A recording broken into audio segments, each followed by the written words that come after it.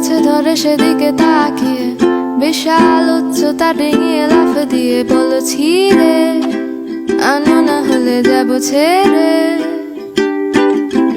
কোন সাদা ছাড়া দরজার হাতল চেপে খট করে মুচড়ে দিয়ে আমাকে দেখে বলে যাবে, নাকি নিয়ে যাব তাকে সাথে।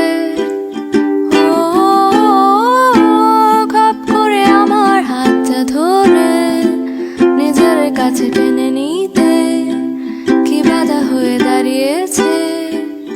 ও না দেখে শুনে কিছু জানিয়ে নিজে আড়ালে লুকালে আমাকে তুমি ডুবালে। আমি কার পিছে নিজের জন্য যাব